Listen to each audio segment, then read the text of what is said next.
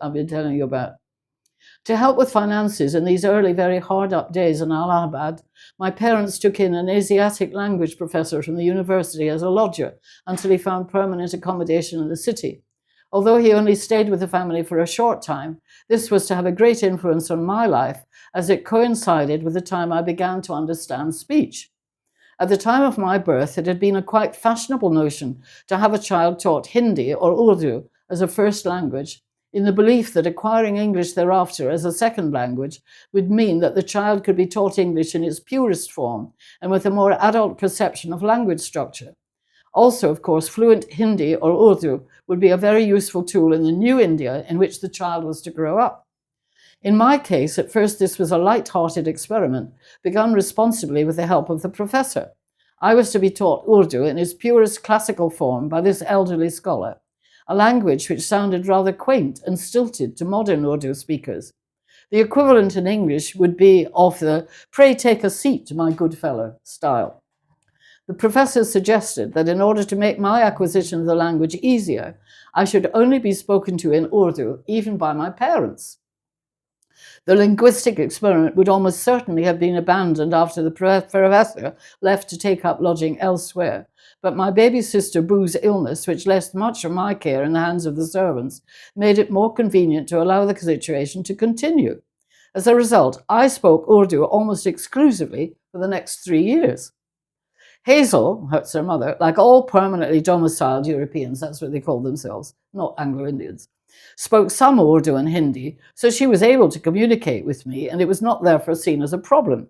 However, the long-term effects of this casual experiment in language acquisition had not been thought through in any sort of depth, and my first language thereafter developed not along classically correct lines with the help of a tutor, but through the language I picked up in conversation with the servants, who were simple and uneducated people, mainly from surrounding villages, and a very poor model for perfecting my communication skills.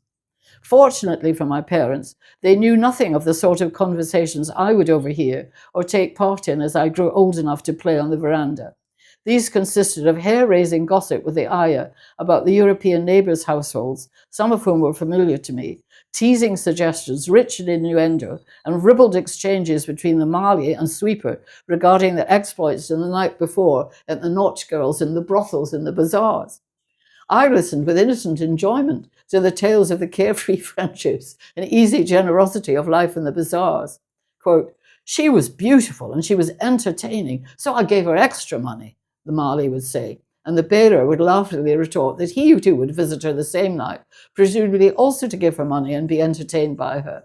How much more generous the Indians were than the Europeans, I thought, to give money when they were so poor to perfect strangers because they liked them.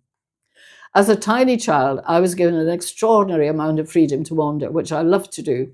When I was a little over a year old, Hazel, my mother, preoccupied with a sickly new baby, often left me, it was usually at the time, under the relaxed supervision of the servants.